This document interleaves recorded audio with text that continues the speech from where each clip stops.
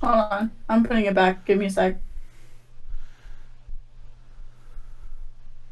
I just went, wait, can I move you? Oh, no, There you go. it's fine. Okay, just let me know when we're... We can go live right now. Okay. Disclaimer. When this This is free YouTube footage because I'm doing the YouTube version. So like for the next 30 seconds, let's just talk about YouTube for 2 more seconds before we actually go live. I'm starting to stream. Oh man, YouTube. Yeah, just tell me when to move on to the main podcast. I'm going to move on to the main. I leave it on there for any indeterminate amount of time until I forget that I'm actually have it on. Oh, we're live. Yeah. It's funny because on the live I'm flipped, so it's blowing my mind seeing myself flipped. Hi everyone. My name is Manuel. Hello. I'm the leader of AJ Connections, and we are watching Ultra Podcast Z, episode 128. I forgot to tell anyone that we are live, and I am sure no one is watching. So give me 1 second while I fix that. Our fearless leader. Hold off on the intros, guys. Let's keep talking about YouTube. But no, this is episode... Oh, I thought we were actually going to talk about YouTube. I got really excited. Well, we are. I'm saying, like, we'll talk about it now, because, fun fact, everyone, if you're watching, we're doing something different tonight. That's why it looks a little, like, mildly, like... What's the word I'm looking for? It looks fine, but to me it looks so crazy because like everything looks fine, but just mildly different. Like as if you walked into like, as if somebody like pranked you and they went into your house and they moved everything like 6 inches to the right. You know what I mean? Yeah, and honestly, even less because 6 inches is too obvious. Like an inch or two. Exactly. Ooh, so like, that's the sweet spot. So that's the way everything feels right now, but to me at least, I'm sure everyone else is like doesn't pay attention that much and they don't even care. But to me it feels like everything's like 6 inches off. But yeah, we're trying something new tonight, and we have a shadow mod tonight, and hopefully for the foreseeable future. Go ahead and say hi, everyone.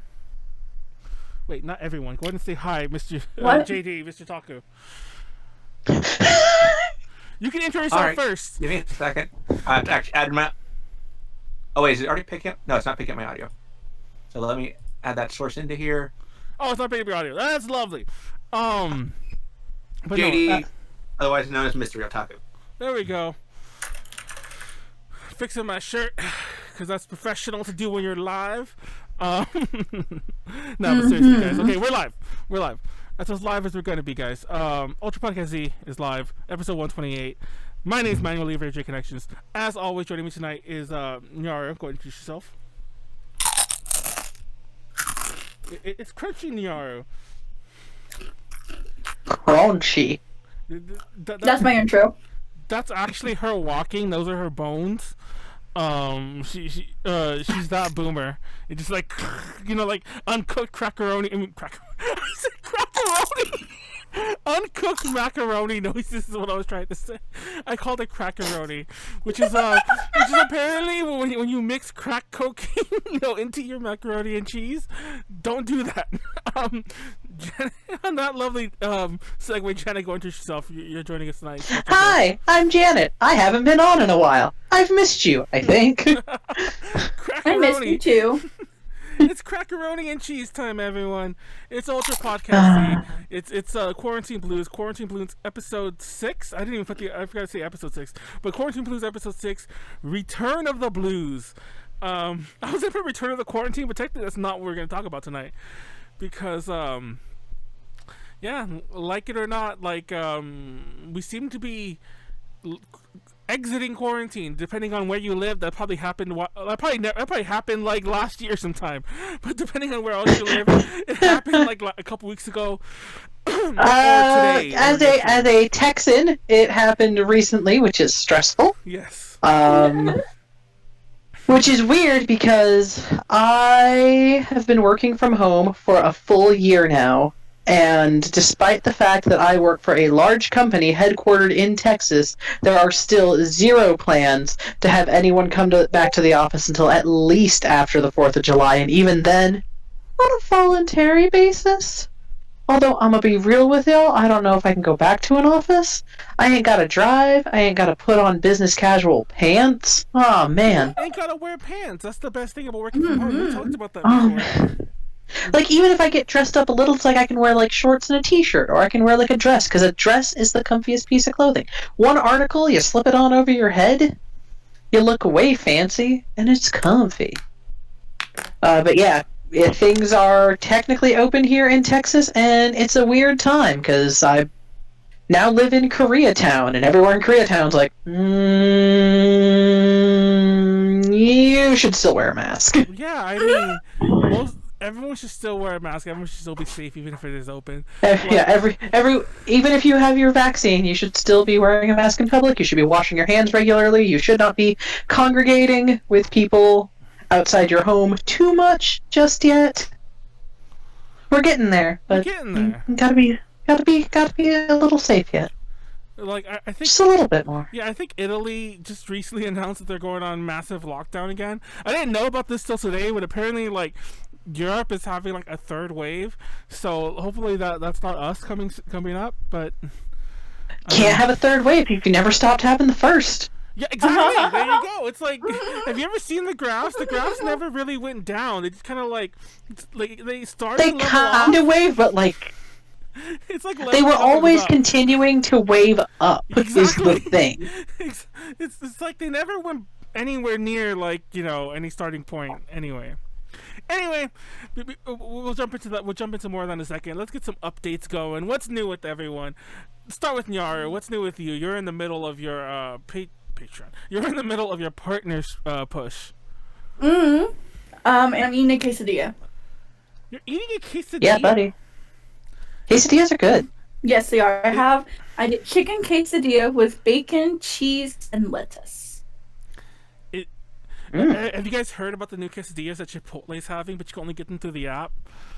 Ew. Yeah, I read about that. They said that they're doing it through the app because they take extra time to make it. If we make you pre-order it, then it keeps the line moving. And instead, let's talk about how Taco Bell has a quesalupa. Wait, they have a quesalupa? Mm-hmm. Yeah, quesadilla chalupa, baby. Taco Bell know what I like. It's funny because I love the chalupa. First of all, I've never had a chalupa in my life that wasn't from school or Taco Bell.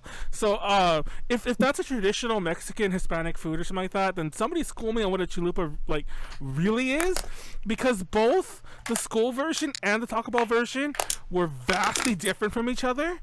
So I'm really confused which one was closer to the original, or none of them are. Just call it a chalupa and fucking put like, get a taco shell and like throw some like pinto beans and I don't know, making shit up. But yeah. Anyways, what is a chalupa? I'm gonna Google this real fast. What a chalupa is. Janet, what's new with you? What a chalupa. Let's see here. It's been like a year since I've been on the podcast or something. 9 months. In that time, I bought a house in Koreatown. I own a house now. Let me tell y'all what. Yard work sucks. I mean, that's very true. What you gotta do is you gotta owning a home, dope. We did actually, because we had to get rid of like some hedges and have our trees trimmed. Yeah. Hired a landscaper. This is weird. Paid property taxes. Ugh. I got a new cat recently, so I have 2 cats now. You might hear them meowing in the background. They're still trying to get used to each other. We've only had the second one for about 2 weeks now. But he's adjusting his best. I got a new puppy. Ooh, puppy. Yes. She's He's Shiba Inu. I know, she got Shiba Inu. Mm-hmm. He's a boy. Ah. I actually went today to go get his vaccines, or his second round of vaccines done today. And yeah, he was okay though, but then when he came home he started to be hog wild, to say the least. Oh, poor puppy. Oh boy. That hurt. But I. Sorry, I'm actually also still playing video games. Yeah, she's still playing. She's playing the hit online MMO. I am playing critically acclaimed MMORPG Final Fantasy XIV Online. Now with an extended free trial up to level 60, including the first expansion, Heavensward. Speaking of things done in quarantine, yeah, I got into this real hard.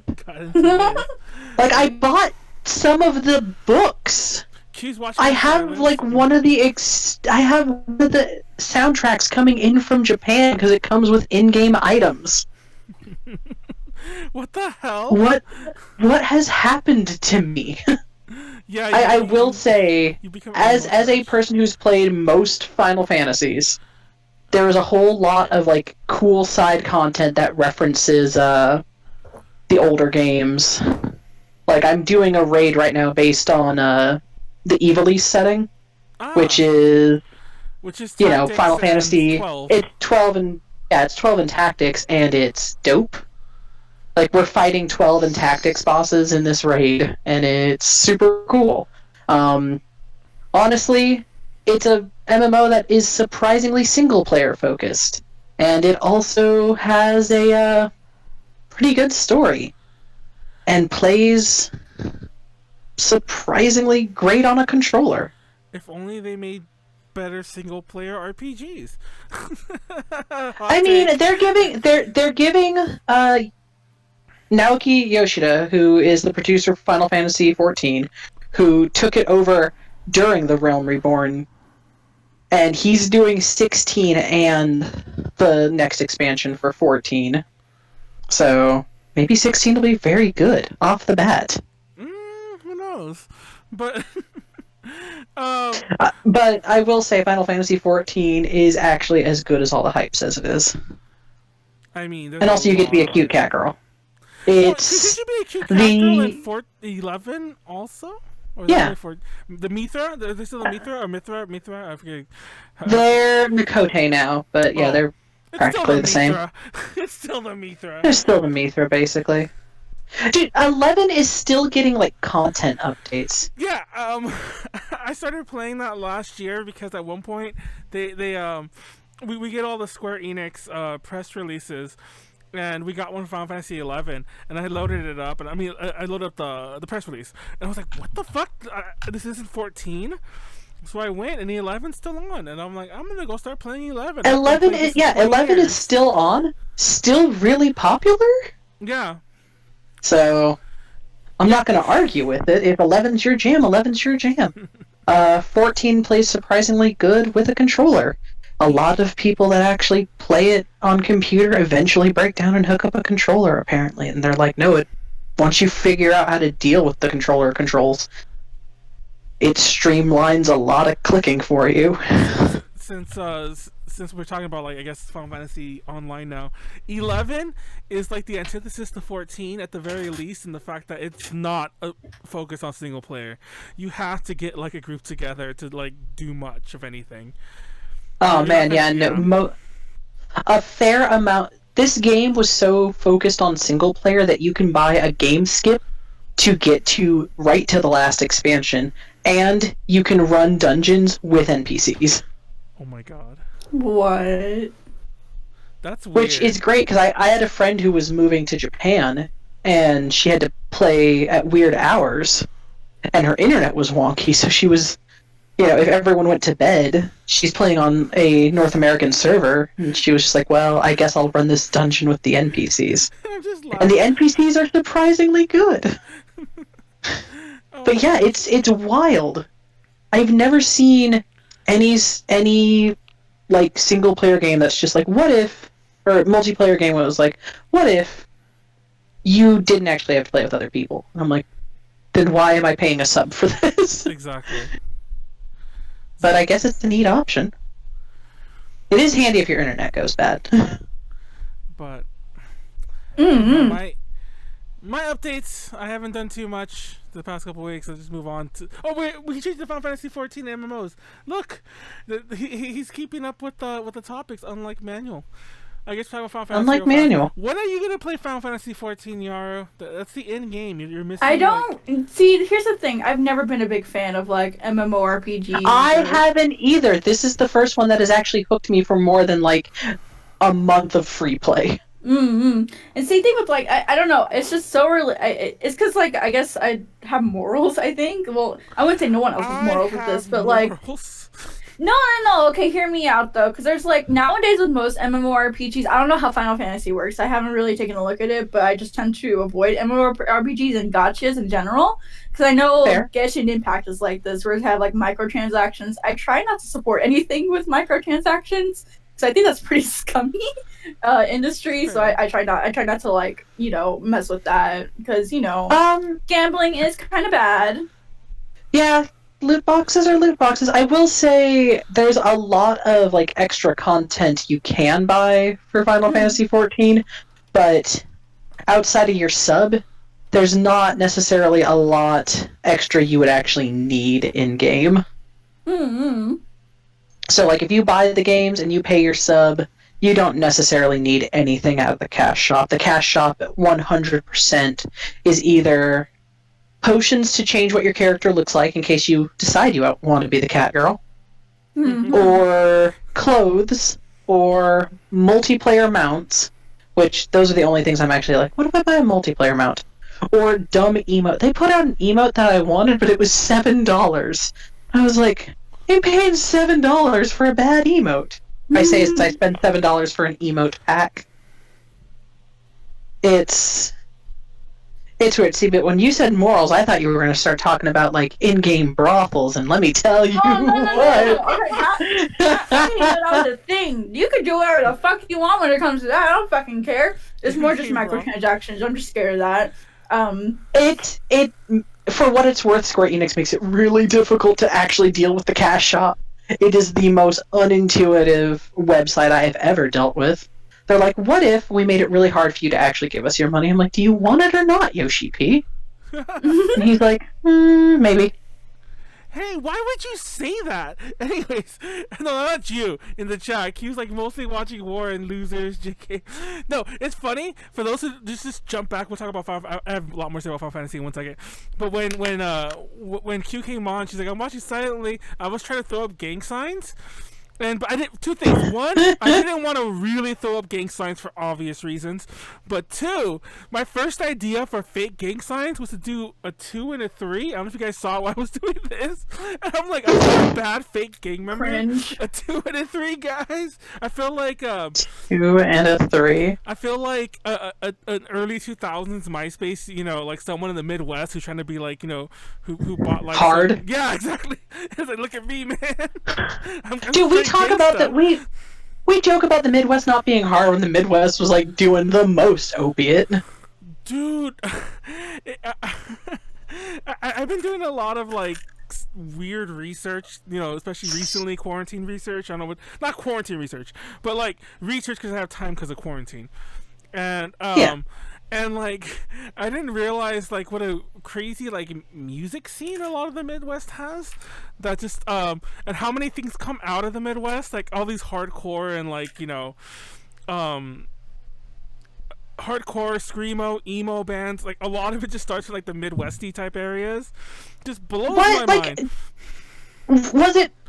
No, because there was a screamo band in like the early 2000s when screamo was a big thing. Like, and their big song was like "Ohio is for lovers." No, exactly, and I'm like, what is this area? It's like, it's just I didn't know that It's because living in the Midwest makes you sad. Exactly. I'm like, is that the whole thing? Like, you're just angry and sad, and you want to scream, yell, or cry. One of all. I spent a lot of time in the Midwest, and I will tell you what. Yes, actually. You're stuck. You want to scream out your rage. Exactly. Like, there's nothing else to do but cry because you haven't seen the sun in 3 months. It's like all there is corn and like there's a corn and opiates. Exactly. It always blows corn, opiates, and you can't buy alcohol on Sunday. I watched back in the day I used to watch a lot of like watch all those MTV like teen shows or whatever. usually the team's pregnant. But whenever you watch those, they're almost always in the Midwest. Of course, there are some of those where they're not. But whenever they're in the Midwest, it's the Midwest or the South a lot of the time. It but always blows my mind the way that the neighborhoods look. And I'm not ragging on the neighborhoods. I kind of wish that I didn't live in such a closely packed, dense area. But it's just like they're walking home from school, and in the little segment, and it's obviously not focusing on this. It's just like, oh, they're having a drama dialogue as they're walking home from school. But in my mind, I'm like, wait, they just walked past woods, like a lot of nonsense, a cemetery, like, you know, like, and I don't mean like, you know, a California cemetery, which is usually just like headstones on the ground, like an old ass, like, you know, things. Yeah, things and stuff. And then like there'll be some couple houses, but like it'll be like one house with like a huge property around it. I'm like, what kind of walk home is that? Yeah, like so the house I bought is in a suburb of Dallas, and like there's an elementary school half a mile away from me that you know is like a 5-10 minute walk. But yeah, even just walking through the neighborhoods, our lots are massive. So it's like, oh. And it's a tree-lined street, and it's so nice, and Texas is way greener than people think it is. There's too many trees. It's so humid. Like, if you think about Texas, you think, like, some cowboy desert shit, yeah? I lived in Texas all my whole life, and I actually think that. Yeah, no, I grew up, like, in Nevada. My husband is from Arizona. Oh, okay, well... Y'all don't know about deserts. Yeah, y'all have the desert to actually compare it to. For me... I don't know. It's always been like that for me. Well, yeah, we have friends in we have friends in Odessa, and they're like, oh yeah, you know, this is real deserty. I'm like, man, no. Is your humidity in the single digits? Then you are not a desert. No. Tell you about the desert. Vegas blows my mind because a lot of people fly in there, and I have too. So actually, but it's funny. I don't remember what it looked like when I flew in. I don't think I was looking out a window. But half the time I go there, usually it's almost always driving, or I've gone in a bus, or well, it's been those two, driving or in a bus. And when you drive up to Vegas, it's the wildest thing because it's literal desert, like as in like desert, and then it's just mountains and dirt, and then it's so bright, especially when you're coming from California and you crest over that hill at night. Exactly, at night, and it's like out of nowhere. Out of nowhere, suddenly it's so bright. Like Las Vegas is one of the brightest spots on like a light map of the United States, and it's surrounded by darkness.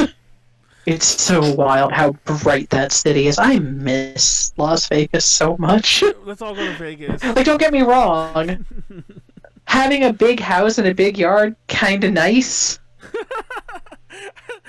I miss the availability of everything. I like identifying all the places I recognize from Fallout New Vegas on the way there.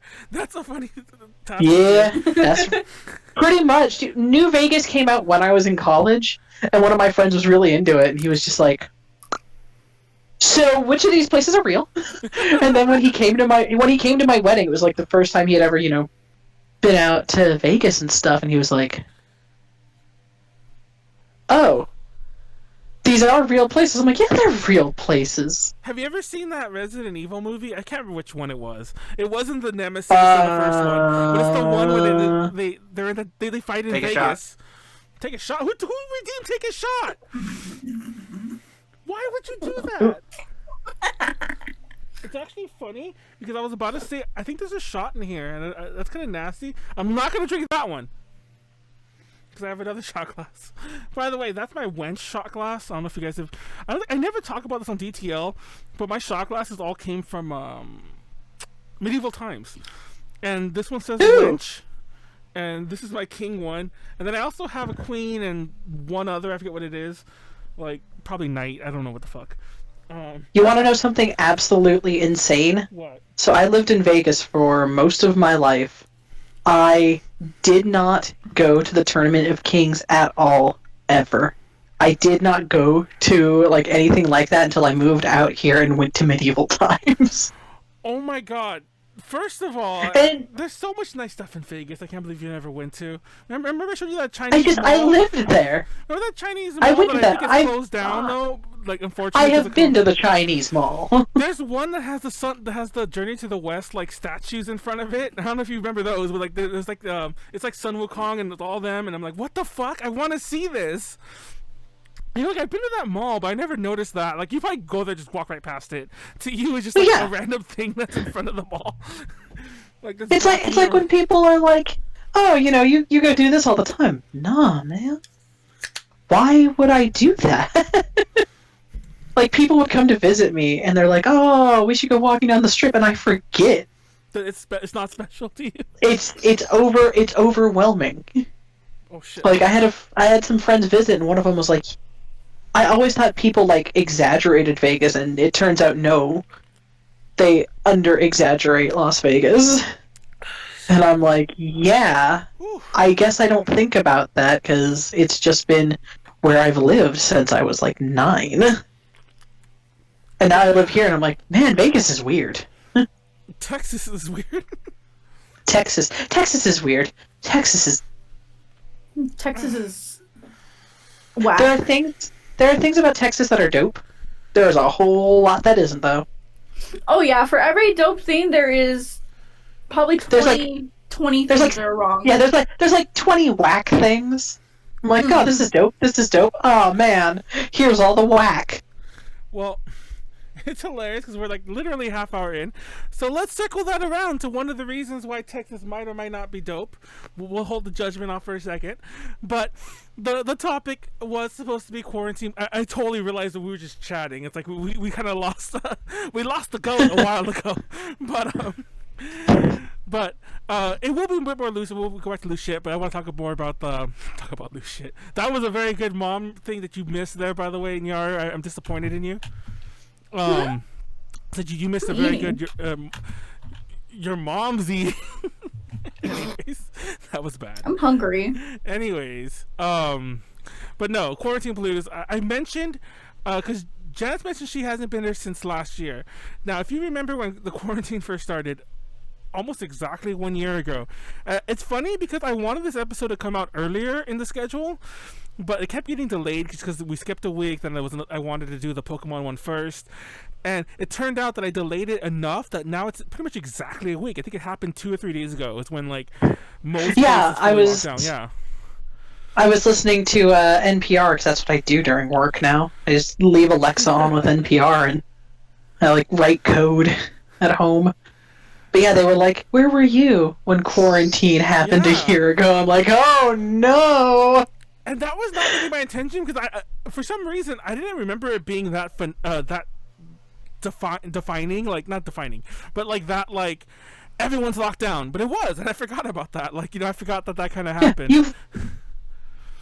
Yeah, like when I think about it, I'm like, oh yeah, I have been working like so when last year when I first went into lockdown, I had just started the job I have. I was there for like 6 weeks, and then we immediately went into like I was getting ready for work, and you know, I checked an email before I left, and my manager was like, "Hey, if you can stay at home today, do so. They're going to start locking down the office. And if you're already ready to work from home, don't come in." I was like, oh, okay. And then it's been a year. Yeah, we'll get to Nyaru. I don't remember what my coworkers look like. I don't remember if we ever talked about Nyaru, like what her thing was. Fun fact, when we went into lockdown, I don't remember where you were, but I went back and I actually watched all the podcasts. I went back and I watched almost all the old Quarantine Blues ones. Nyaru wasn't on them for some reason. I think because we had such a glut of other hosts. And this was like before. This was way before like Nyaru as the VTuber Nyaru. So I think because we had a glut of other people who were suddenly available because they weren't working, that it would just like, oh, let's just give so and so a try, like Nestor, who's never been on shit. Well, not never been on shit, but never been on UPZ. And suddenly he was on an episode, and Molly was on, and other people, and like I can't remember who else was on top of my head. Yeah, Janette like was on. we were. I was on a couple times. We were Yeah. able to rotate out because everyone was just Exactly. there. So I was looking back on that, so I'm like, I want to hear Nyaru's answer, but I was thinking hard. I'm like, what happened? And I remember like about 2 or 3 weeks before we went into lockdown, so about 2 or 3 weeks ago last year, I remember I had went to because my work week, I used to have a work week, would end on Tuesday, and which is also the when we had the podcast. So I had this routine that I would always do. We wrap up work, we get lunch, and it was always an early day. We get lunch, and after lunch, I'd start I usually would write the outline to the podcast during lunch or after it. Like on the way home, I would Uber home usually, and get home, like do the podcast, the drink or whatever, because it was my Friday. And I remember when we left, I remember like it was they were all like, oh, by the way, like I think that I don't really want to say what I do, but it's like, oh, by the way, get what you need in case you need to like leave because in case you need to keep to work from home because they've already closed like some of the office we have in NorCal, and they're probably gonna do this one soon too. And I'm like, wait, what? And I'm like, okay, that's fine. I didn't take anything. And I was like, that's fine. I don't care. Like, nothing's gonna affect us, Hubris. I already totally known about the coronavirus because I had friends in China and whatever. I was like, hubris not gonna affect us. It'll fade itself out like every other thing. Ate the meal at Shakey's, and in Shakey's, there were already people wearing masks.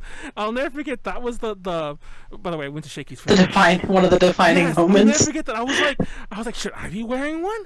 And then on the Shakey's decided to put on news. They always have sports, like a sports pizza place if you've never been to one.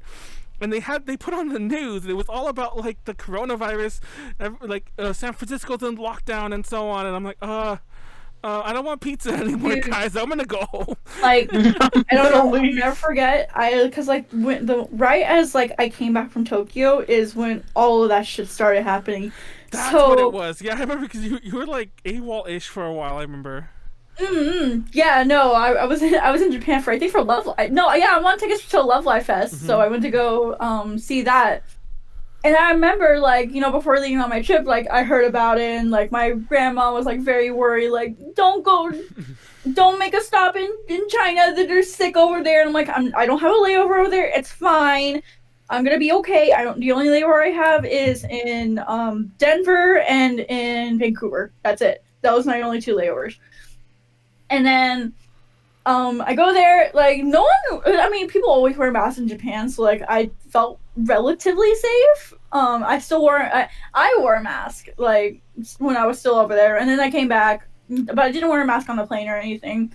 And then, right as I come back, I was working at Macy's, I remember that, and they were like, oh my god, we thought you, like, I don't know, got sick and you got stuck over there. Oh we thought you we thought you died. I was like, excuse me?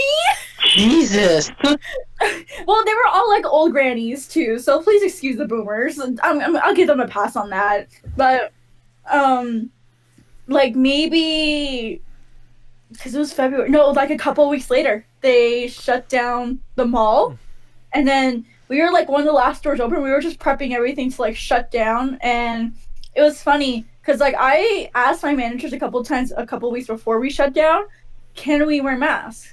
And they're like, oh, we don't want to scare the customers. And my grandma had the same mentality too, like, oh, you should be wearing a mask outside because you're gonna be scaring people. They're gonna think you have the virus. I'm like, no, that's not how it works. Exactly.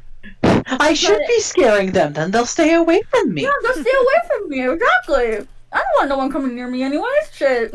But, yeah, and then we shut down and everyone started wearing masks, and that's when I came over here to Colorado to be with family, because they needed help, like, during this, because they can't go get, like, groceries or whatever. So, yeah. And now I'm here. No, yeah. It's crazy. Yeah, like, I'm in an Ikebana group, and most of the members are like old retired women, and they're very friendly.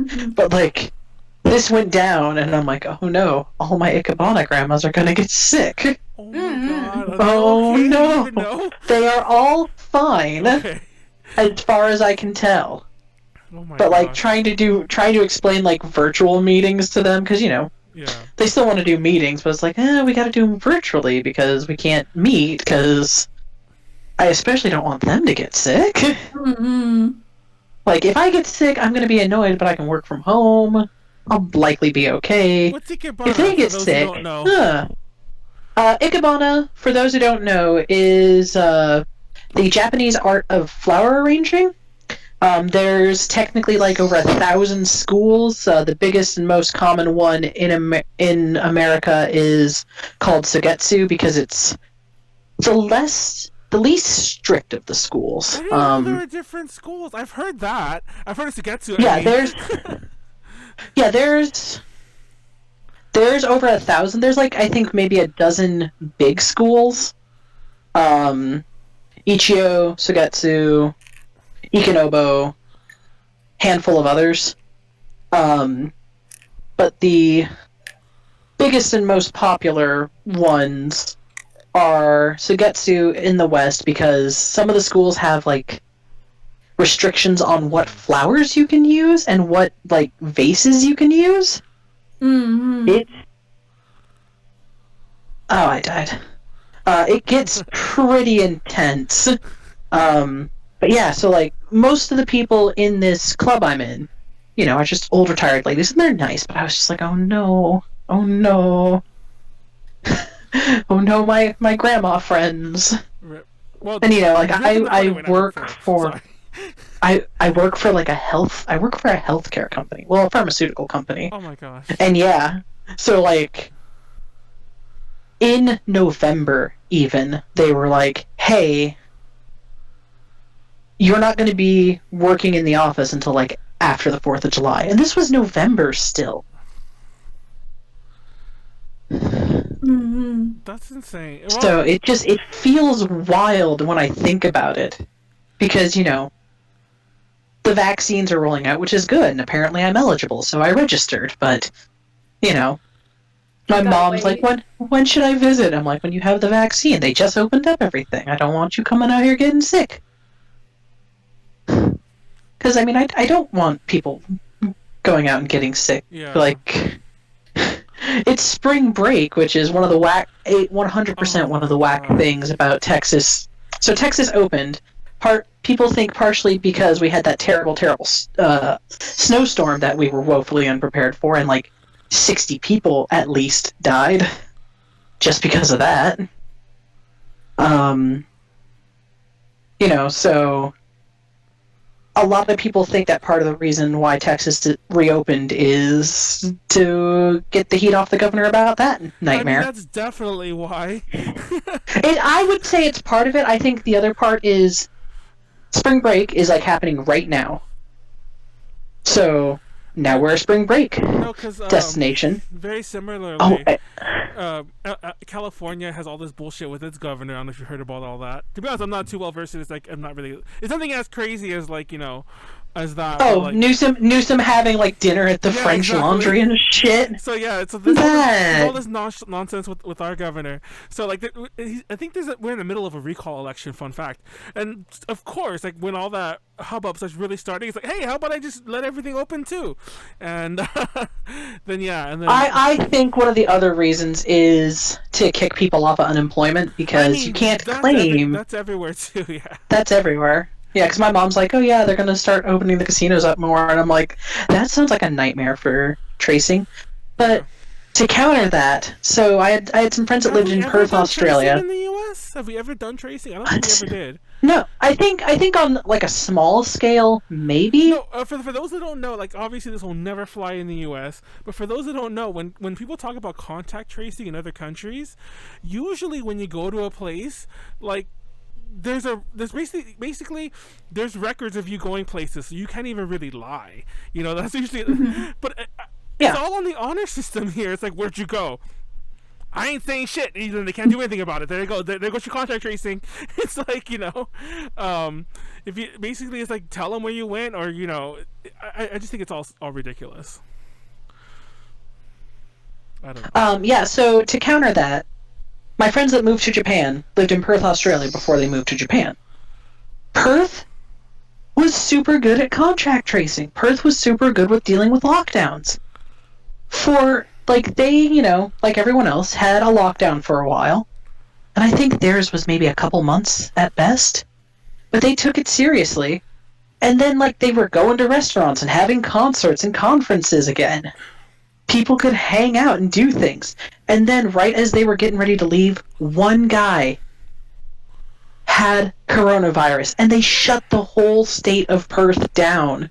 Perth is a state in Australia. Yeah. They shut the whole state down because of that one guy. They were like, we're going back into lockdown. None of this, none of that.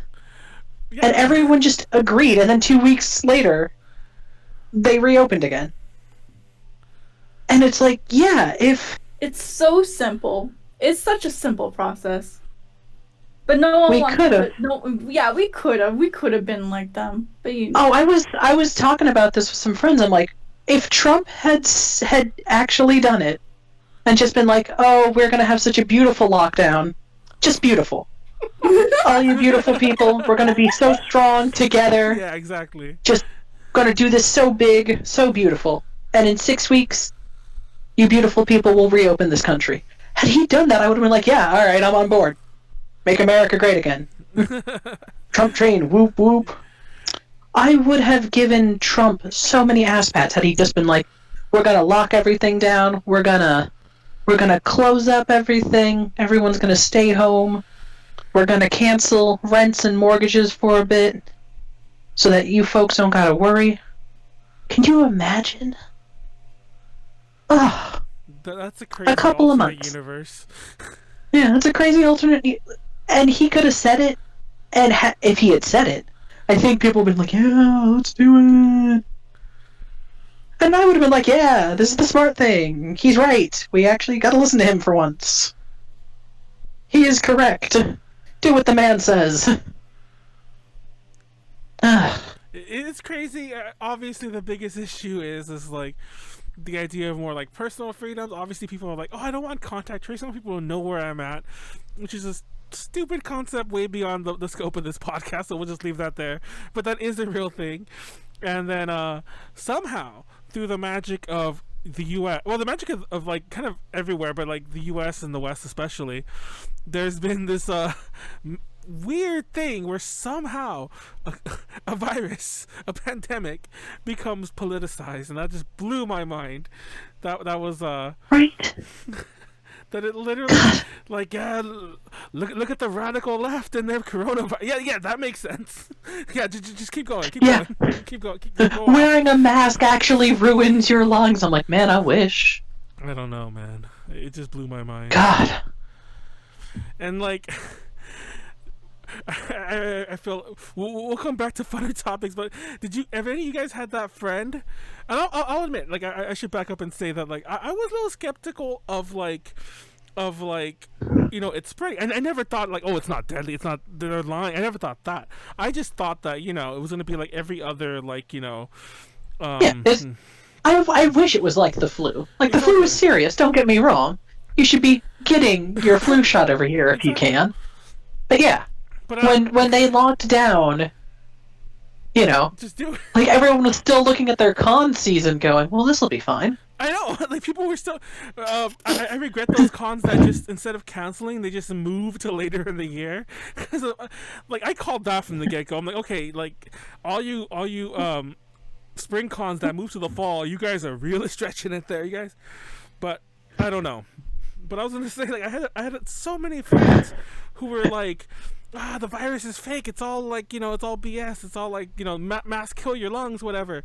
And then, like, literally, I'm not exaggerating, I have three specific friends I could like show you screens of, and one I actually made a big post. He got super mad at me and unfriended me, like, longtime friend, where, like, they're out of nowhere, they're like, oh, guys, I'm sick, I need to go to the doctor. And then suddenly it was like, the coronavirus is real, don't joke about it. And I'm like, you were the one joking about it, and you were the one that's like, oh, it'll be fine. And then, yeah, and then basically he, I thought he would see my viewpoint about, like, don't be this person. And I wasn't being, like, negative about that guy, but he got mad at me. But it was funny because even in his comments of, like, there was a picture of him when he was recovering. He's like, guys, I almost died, that's why I was gone for a week. So, you know, like, I'm in a hospital still, I'm hooked up to a thing. It's like picture of him and everything. There were still people in the comments, like, people like, no, this isn't like an abstract boomer on Facebook. I mean, people I personally know, met in my real life, have known for years, who are all like, "Are you sure it wasn't just the flu? You know, the coronavirus isn't real. It's just you know, it's all just you know."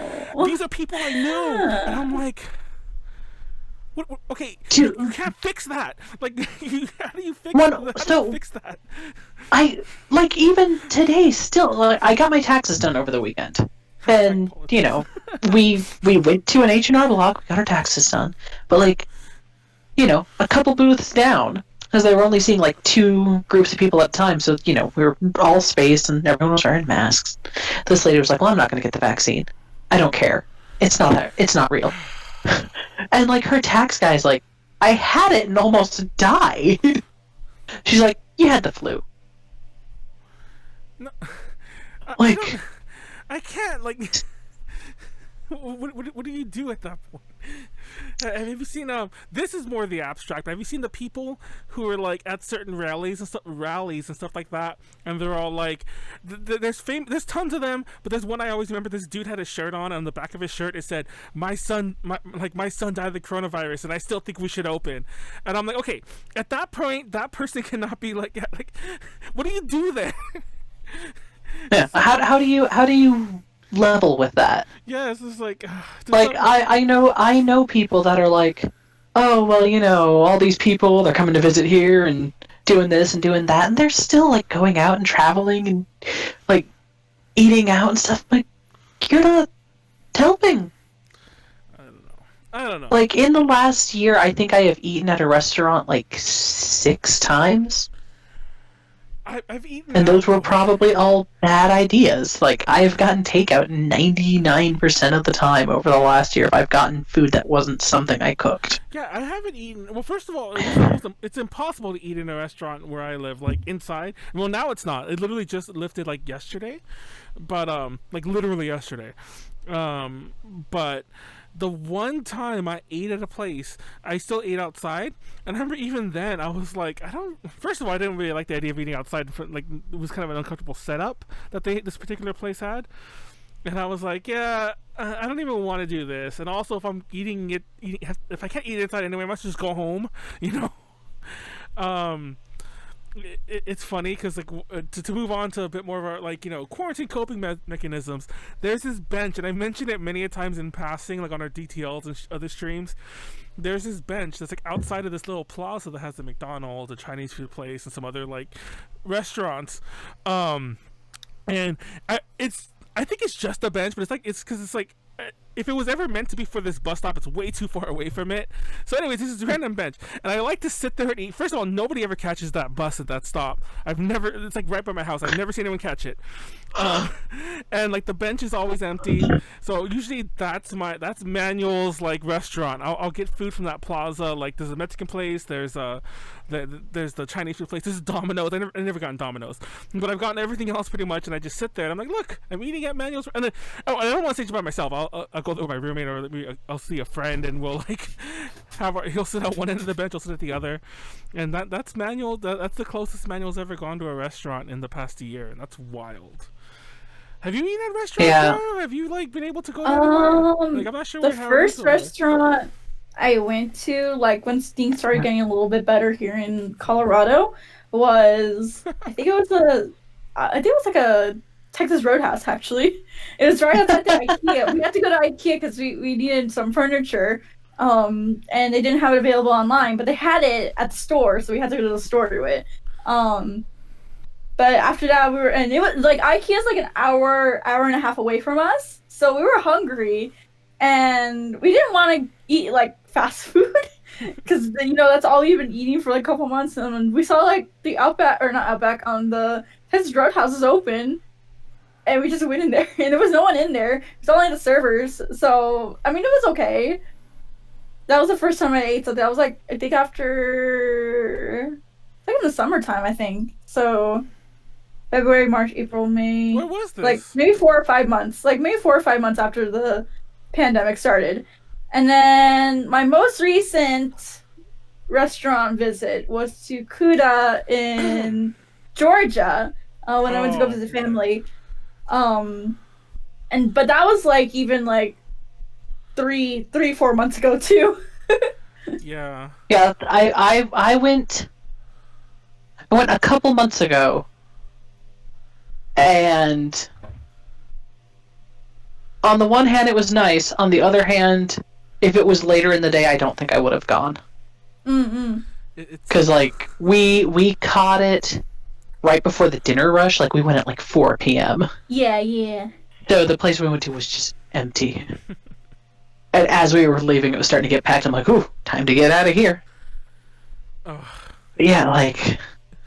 It's hilarious because Mr. talking in the chat's like, no pizza buffet for over a year. And I don't know if that's like him talking about himself or if that's him making a joke in about... In Georgia, there was a pizza place that was open. Like a pizza buffet place. Was there? It's what yeah. I wanted to go to it. And it was still buffet style, too. There's loads of buffets open here. Well, apparently, yeah. I saw a story that like the Golden Spoon, the one that's in Cosmo, the Vegas one, whatever that spoon one is. I forgot what it was called. I don't know if you remember. Oh, the Wicked Spoon. The Wicked Spoon. There you go. Like the Golden Spoon. The Wicked Spoon. Yeah. The one you took us to, but everyone else always like rants and raves about that one too. I don't think it's that good. It's fine. There are better buffets for the price, I think. Also, you have to go to the basement of that place to get there, and I don't like that. It's so weirdly dark in there. I like it. Like it's I guess it's worth the price because it's a little expensive. It's definitely worth the price. I like it. It's not my favorite buffet though. Just to put that out there in Vegas. But what was I saying? Oh yeah, the pizza buffet. Like the thing I mentioned that Shakey's I went to the last time I went out was at a pizza buffet, but. Typically, we go to that Shakey's not so much to get the pizza buffet. I mean, it's cheap lunch, but mainly if you've never been to a Shakey's, it's a pizza parlor, like a sports pizza parlor place. They serve alcohol there, so we go there a lot of times to drink in the to day drink, like to get a couple pitchers of beer and to like get the buffet. But mainly we just get a bunch of potatoes and like some fried chicken. Like hardly ever get the pizza, just because we mainly go there to drink, but it's still like a cheap thing to do. And it's funny because I went by there again. The Shakey's is that close here. I went by there again today because I went to the market that was in that plaza. Like literally earlier today, like a couple hours ago. And I think they're open. And I'm like, the buffet's open too. And I'm like, do I go back? Do I risk it? Do I do how much do I want? Like the pizza and their chicken and how much I want to sit in a place. That's mainly it, to be honest. Mainly to sit in a place. For the first time in years. I don't know. But it's funny because the buffets, they were still... Because we kind of rolled out... In California, we kind of rolled out the lockdown a little differently. So at first they had limited seatings indoors before they closed it down entirely. And I do remember one of the things they did, like other buffets did it too. Like the buffets were still open, but they were being served to you. Like they'd have an employee there, like if you ever go to the buffet that cuts the meat, it'll be like that, but everything. It'll be like, oh, you want some fries? Hold on, I need to get that for you. That kind of thing. Yeah, I mean, like that. I don't necessarily think that's way out there because a lot of the all-you-can-eat sushi places in Vegas were like that. And if you go to like an all-you-can-eat Korean barbecue place, they bring you the stuff. So that isn't that far-fetched, but the idea of having to flag a waiter to go, I would like more mashed potatoes, please. Yes. But not too many. Just the right amount. But definitely more than a spoonful. Like that waiter is not getting paid enough to deal with that. I know, exactly. I was about to say, like, that's some messed up crap for that. But I'm debating whether I'm gonna go to that. I mean, don't get me wrong. I say I'm debating, but it's just a debate in my head to like keep myself like alive. I'm not gonna go. If anything, I'm just not gonna go out of sheer laziness. Not even because I mainly fear getting sick. I don't know if I mentioned this, but I'm pretty sure I got the coronavirus last year. So I don't know. But my husband is convinced that. So right after we went into lockdown, like. One of the last things we did was a birthday party for a friend of ours because her birthday's in March. So it was like one of the last things we did before everyone had to just like stay at home all the time. And, I was working from home, he was working from home. And we both like had sore throats and we had the scratchies and we were miserable for like a day and a half. And I just chalked it up to allergies because like once a year I just get a real bad allergy attack. And now we live in a place with trees. So I was like, But he's like, I think we had it. I'm like, really? Because we could taste things. We were able to get out of bed. We were just miserable. I think we just caught a head cold or something. I don't know. There's a lot of people who like we probably got. We'll never. I guess there are ways to find out if you did. There's like an antibody test or something like that. But who knows? Who knows? Who knows? Everyone could get vaccinated. Isn't it May 1st that the U.S. is supposed I'm still to? podcasting. Yeah, we are. Sorry, my husband walked out and was talking to the cats. Oh, I thought you were asking me for soap. I'm like, yeah, we are. We're only at the halfway mark, Jenny. Come on, pull through. I do but it's remember 9. pulling through. Oh, I don't have it here. I'm gonna get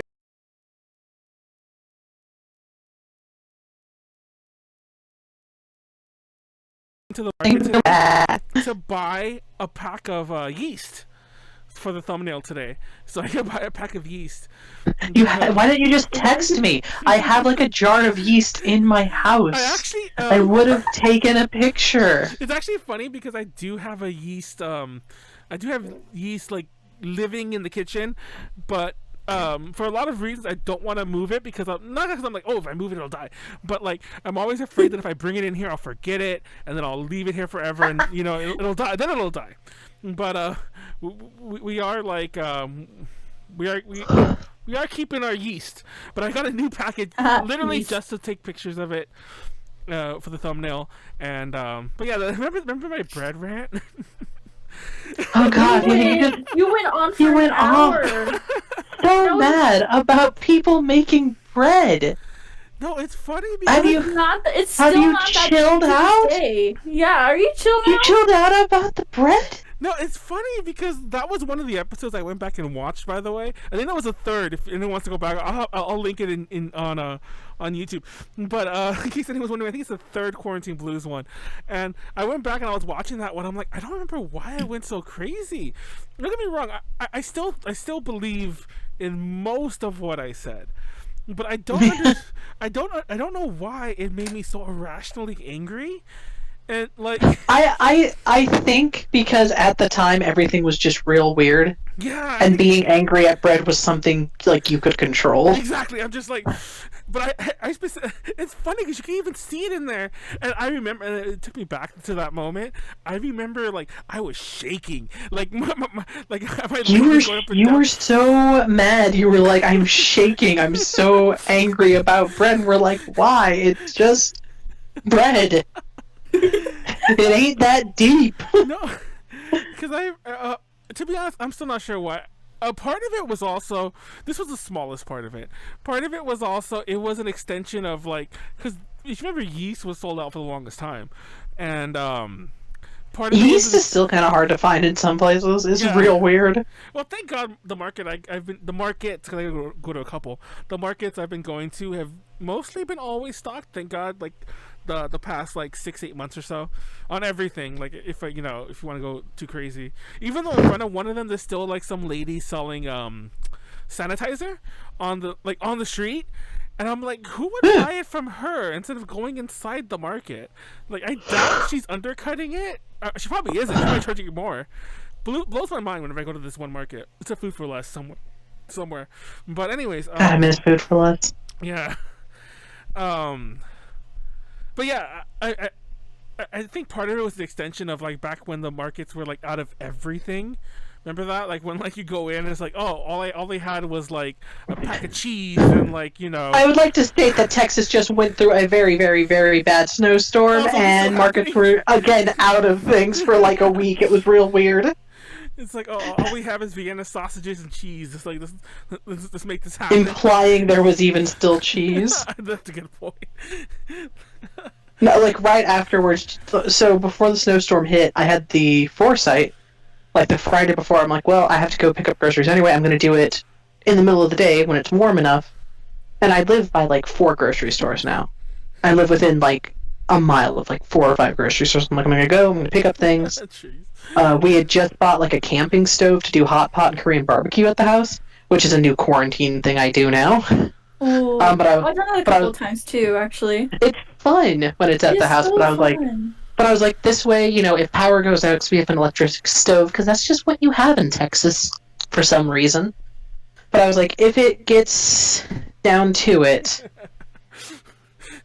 you know, we have the electric stove, or we have the gas stove to cook things. So like, I bought things, and even then, like the shelves are already starting to empty. You know, and then the snowstorm happens and everything, and it passes. And Jesse and I were like, "Oh, we need to do some like grocery shopping." No eggs, no milk. Oh my like god. half of the meats. Like I understand, you know, power went out, a lot of things had to be tossed. But like people, you know, when they had the chance, bought everything again. And I get it. Like there were people that without power or water for like weeks. I think there are still some places everyone should have power again, but there are still a couple of small pockets throughout the state that don't necessarily have water, Oh my gosh. which is absolutely wild. But yeah, so, you know, it was... And then, like, all the cleaning supplies are gone, too, because everyone's like, oh no, everything was bad for a week, and also everyone had to, like, try and stay with people where there was electricity. Gotta clean everything. Rip. Remember It was toilet a paper? weird time. That's rip. So right, Like, I remember think toilet paper? last May, we bought like one of those big Costco packs of toilet paper because they were finally back in I stock, did that too. and we just ran out. And I'm like, out of my quarantine toilet paper. Oh really? I don't know if we if our asses are like on fire, but we've gone through well, I've never seen the Costco pack. I'm sure it's bigger than the one I have, but we went to this. I think I mentioned this in the past. Like there was this dollar store I used to go to.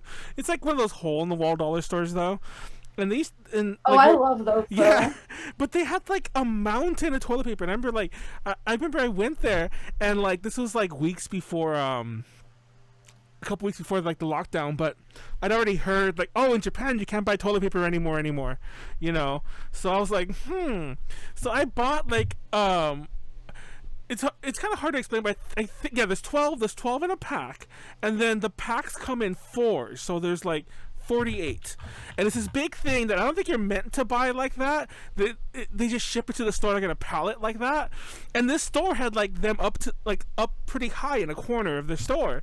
And I was like, I'm just gonna buy one of the big ones, you know, like one of the packs of 4, and bought it. It was relatively cheap, and even they were confused why I brought the whole thing up.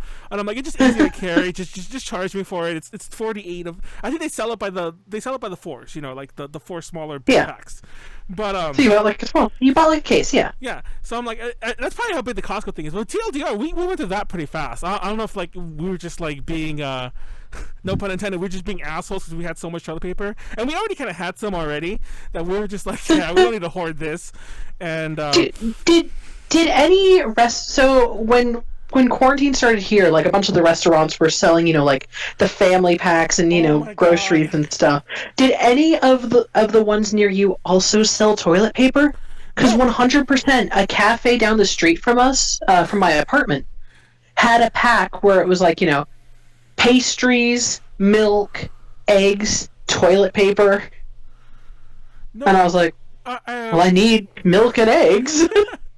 And like they threw in like 2 rolls of toilet paper. I'm like, oh yeah, the Shakey's I went to last, the one I'm debating to go back to, they had a similar packet where they were selling like, well, I think it was more vegetable-y groceries, but it was groceries.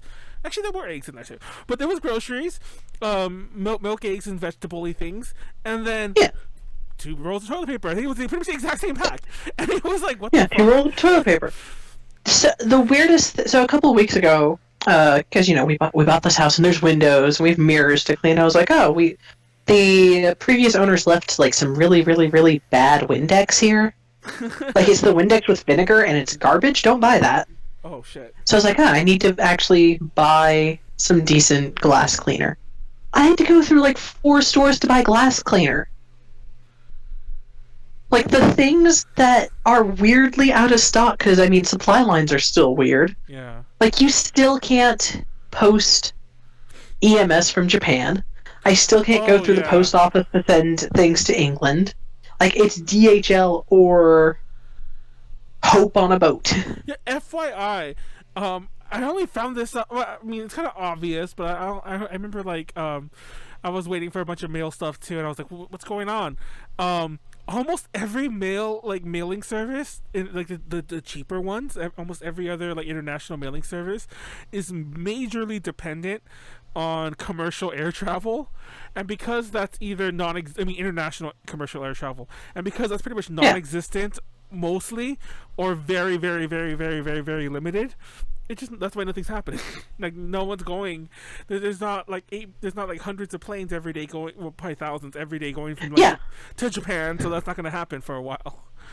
Yeah, like some of that airmail is literally, if there happens to be, they send the packets to the airport, and if there happens to be some extra weight space, they're like, we can throw in some of these boxes of packages and stuff, which makes sense. 100% that makes sense. But yeah, they were talking about how the weather, like all the weather forecasting stuff, was also based on taking data from airplanes that were traveling. Yep. So they were like, all of our weather data is going to be really inaccurate for a while. Because, ain't got any planes flying through the weather going, this is the weather, I guess. Nyaru, how's your quarantine madness been treating you? I'm a VTuber now. I don't have to worry about anything. Well, honestly, I think that it's crazy. That's the one thing that's been helping me through, if I'm going to be real with you. Have you guys ever... VTubing? I mean, VTubing took off, which, dope. I remember watching, okay, this is getting kind of meta here, a little deep here, but bear with me. I remember when Blair Witch came out, Blair Witch Project, the movie. It was like it wasn't the first, but it was definitely like the one that popularized the whole found footage thing. And there's this famous like part in the movie where have you guys seen it, by the way? The original Blair Witch Project, yeah. Okay, well, there's this famous part of the movie where like the characters ask the person filming the question that should always be asked in a found footage movie that never is. It's like, why are you still filming? Put the camera down. Why are you still filming? And the dude's all like, I forget his exact wording, but he's all like, if I hold the if I see it through the camera, it's not really real. It's not really real, or some kind of that whole kind of thing. And part of me, like, I remember like talking to a friend. I don't think you were there, Nyaru. We did a UPZ on VTubers, and I think you weren't there for, which is ironic. I remember now. It was not a UPZ. It was a separate thing I was just on. And I used this comparison that I think a lot of people became VTubers during the pandemic as a sort of like almost like a weird version of that Blair Witch like paradigm where it's all like, if I like present myself as this other thing, it's like I could ignore the fact that like IRL everything's Nyaru, bad. yes, exactly. That IRL Nyaru has like not like your personal life, but like that in the real life, like in the not virtual world, that like shit's going to shit, like shit's hitting the fan and everything's going crazy. That's 100% part of the appeal. It's like the VTuber, this virtual persona allows you to kind of escape the fact it's one more.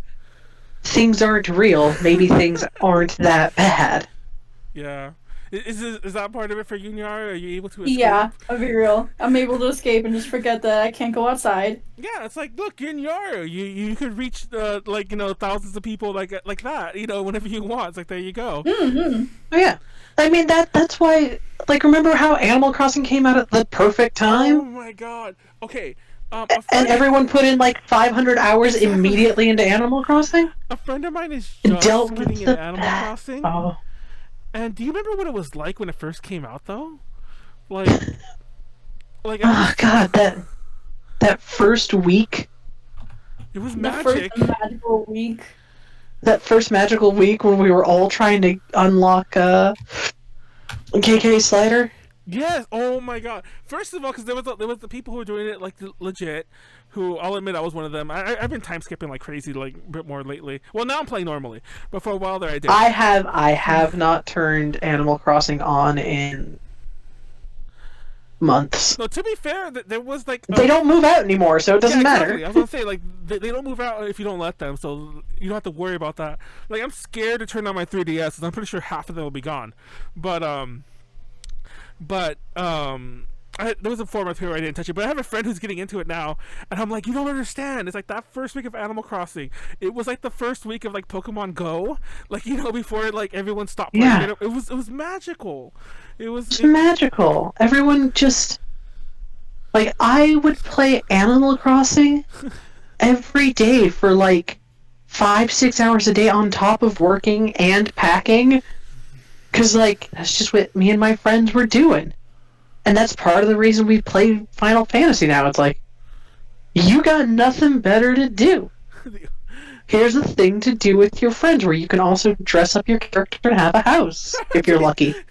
By the way, I've been laughing randomly, and I haven't really been commenting on it, but every so often, JD, once again, for those of you like just joining or you skipped ahead a little, he's the one who's been like, doing the hosting and keeping the topics updated on screen. And there was one point when I was talking about bread, and it was like when we were all talking about bread, it's like Manuel kind of feels sorry about his bread rant, sorta, or something like that. But right now, it says Animal Crossing. He's like, I still play every day /JD. So he's like, he's basically inserting his own little thing into the screen, which is cool. But it's just hilarious. I wanted to comment on that. It kind of reminds me of like, gosh, what. There's something specific I'm thinking about, but I can't think of what it is exactly. But it reminds me of somebody controlling something from off-site, like somebody controlling the captions, and they're all like, "Please help! Captured in basement. I need like so and so has Manuel has me locked up. like please come get me. Like my address is 123 fake. Some shit like that." I feel like he's trying to reach out, and and we keep him locked in the A-J basement, so it's fine. But yeah, my bread rant was honestly, like in retrospect, that was probably like a million things, like Janette was saying, a million things just piled up on me. Not on me, but like me just ranting. Yeah, like I think you were annoyed by bread, but like bread wasn't the actual catalyst. So like I wanted to buy eggs and they were out today, and then I went to 3 stores and I feel like I'm gonna die now. But bread, you're baking, yeah, something like that. I don't remember. Like I'm mixing things together there, but yeah, basically I think that was just yeah. Like 9 times out of 10, it's not necessarily that thing. It's just that's the last thing. It's just like when you have a bad day. It's the straw that broke the Manuel's back. Exactly. I don't know. Have you touched Animal Crossing at all, Nyaru? No, not really. I mean, I may pick it back up because of the update with the Sanrio stuff, but... Oh, yeah. Oh, yeah. The Sanrio cards come out soon. Need to go to Target and get those. It's fun. Available at Target, like March 26th. I don't think I'm gonna bother unless they they go through a couple more restocks. I just don't want to deal with that. And from what I understand, they're still the same. They're just reissuing the cards. And I don't have the cards, but everyone kind of has like the bootlegs. So I have the bootlegs. They're like on a keychain somewhere. I don't have the bootlegs. I'm a good person. By the way, you can already scan them into the game, but all it did was you got you a poster. And I have a room already decorated with the Sanrio poster. There's like the little twin stars, My Melody, and I forget who all the others. Oh, and Pom Pom Pudding and Hello Kitty, and there's like 2 others I'm forgetting. But yeah. It's cute, but what I really like is Pom Pom Pudding. I don't think this was an Animal Crossing New Leaf, but the Pom Pom Pudding set now has like a butthole rug. It's a rug, but it's I saw the butthole rug, and it's great. It's like everyone needs a butthole rug now.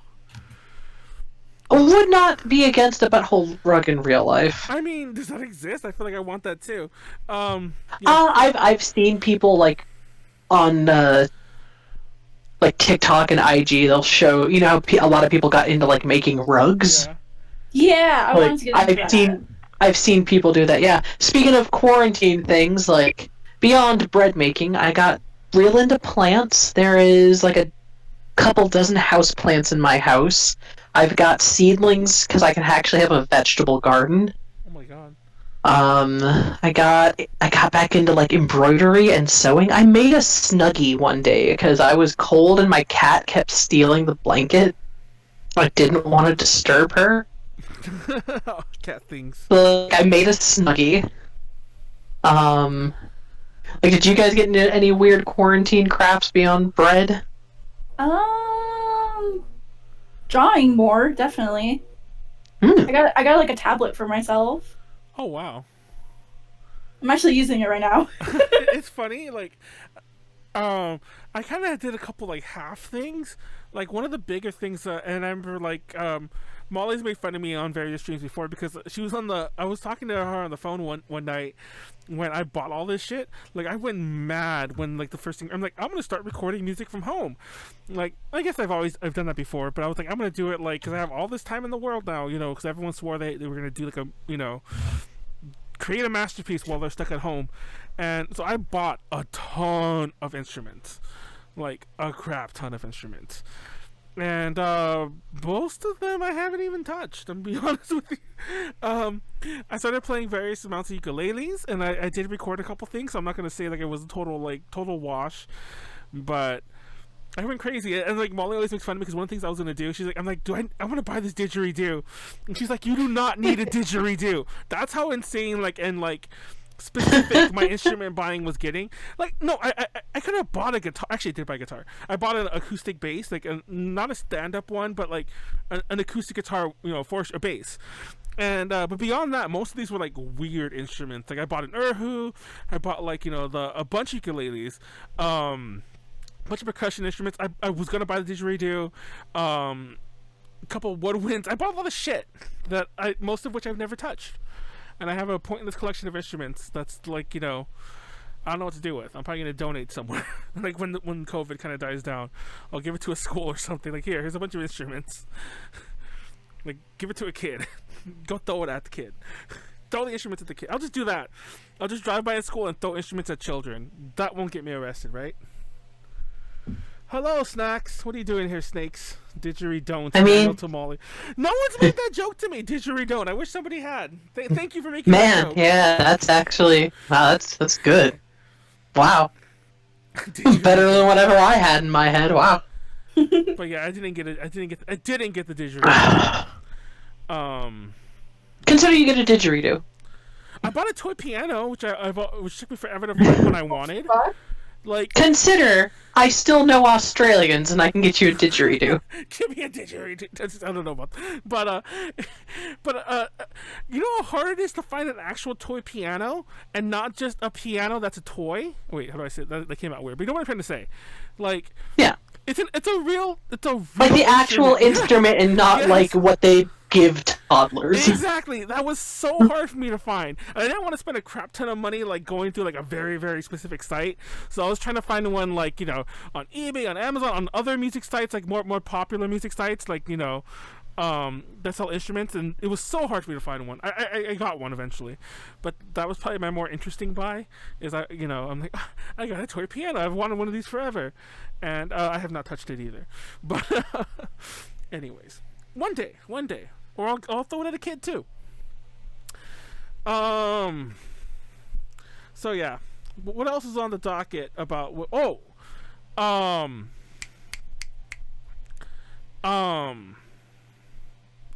What else have we used to survive COVID? Because I wasn't talking about something COVID. Quarantine. I actually still don't like saying the COVID word because it's still a demonetizable word.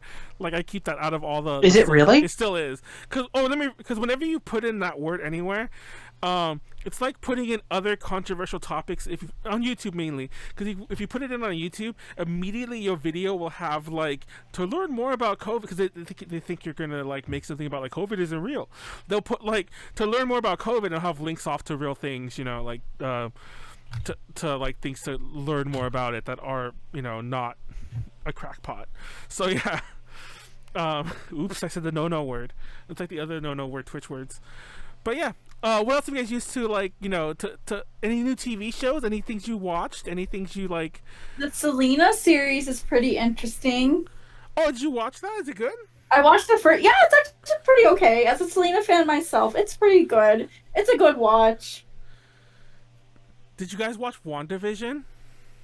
I don't have Disney. I am doing my best to not give Disney any more money than I absolutely have to, so... Well, no, funny. And I understand yar har feudally d, but also... It's funny because... Consider instead I can just watch Guys Grocery Games. Well, pirating aside, I use Warren's Disney Plus, so I don't pay for it either. But I guess someone's still paying the brat. But I don't know, like other Is there any? Did you guys ever watch Tiger King when that came out? I keep seeing that on Netflix. And No. I'm like, Did watch Tiger King.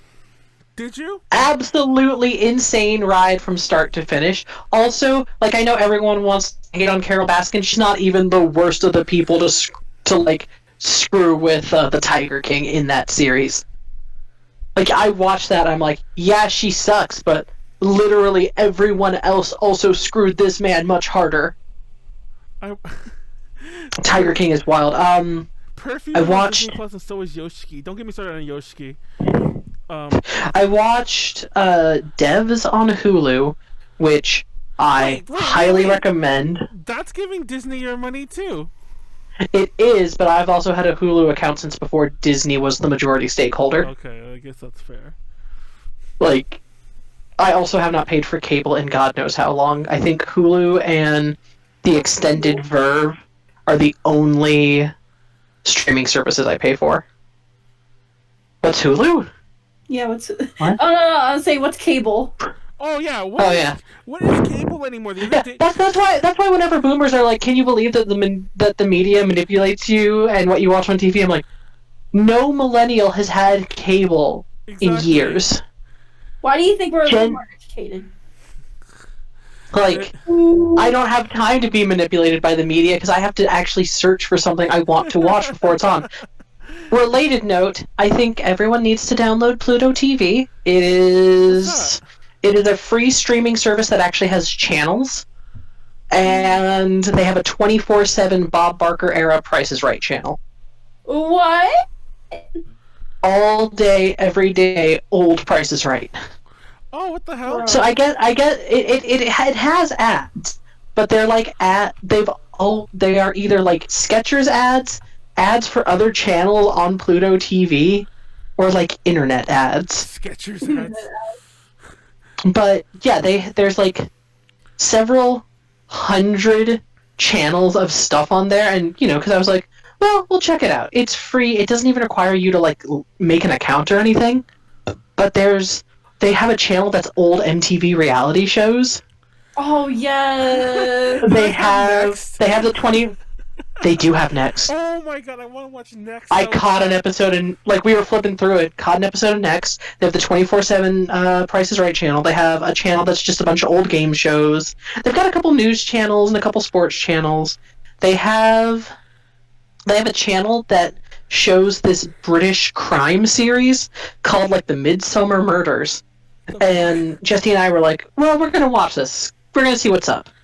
And it opens, like, the big case in this little British village is someone is throwing, like, a mixture of paint and glue on these sports cars. And I started laughing because I'm like, oh my god, that's their big crime? Ah, ha, ha, ha. And then, like, 10 minutes later, like, 3 people were dead. And I was like, oh shit. It was amazing. It was so good. So they have channels for like British TV. They've got some Spanish channels. It's super dope. I highly recommend it. It was neat to be able to flip through channels again because I was like, oh, this is kind of fun. Like sometimes when I'm like doing chores and stuff, I'll just leave the Price is Right channel on. And I'll look over and be like, man, things were cheap back then. I've been watching. This is on Amazon Prime. I've been watching a lot of Supermarket Sweep, and I don't know. If I think they have Supermarket Sweep there. Yeah, I'm like, I don't know if they're making up these prices or things really cost like this, but like prices were so like it's like how much do you think the bottle of like log cabin syrup costs? And it's all like, if you guessed 181, you're correct. And I'm like, wait, what? Who prices What? things like that? It's like nothing is Right? priced like that. It's like I can't tell. Oh, Like, yeah. everything is always a 9, a 79, or maybe an 8. But yeah, like who prices things like that? Dude, like watching old Price is Right is bonkers because some of the things on there are still wildly expensive, even if you account for inflation. Things are way crazy expensive on that show sometimes. Also, like one of the prizes they gave out was just straight up a bar of gold. What? Oh my god. Yeah, like a .9999 like gold ingot. I was like, what? They just run out of prizes, and they just had like somebody had their gold Oh man. lying around. They're like, here you go. It is honestly please check out Pluto TV if only to watch old Price is Right. But as far as like other TV series go, Hulu had the FX miniseries Devs, which is done by Alex Garland, who did like Ex Machina and Annihilation. Yeah. So if you're already into that guy's stuff, Devs is a great watch. Also, it has the guy who plays Ron Swanson from Parks and Rec in a role that makes him seem unsettling and creepy. And it's very good. It is a very, very good show. Watched that new Watchmen series, which was better than anticipated, all things considered. Is that on Hulu? It's like no, that was on HBO. But it's like a sequel to the comics. Yeah. And it was a lot better than I anticipated. And also they're like, yeah, we're not going to make another season. I'm like, good. It ended so well. Please do not do that thing that you want to do very badly. I watched Catfish the other day, like the movie Catfish. Oh. Yeah, it was on Amazon Prime. Like, I gotta watch this movie again. I haven't seen it in years. Like, literally since it came out. And I was like, this movie is so... First of all, the movie's wild in and of itself. And it was nostalgic seeing old Facebook, because they were, because it's all like a Facebook movie.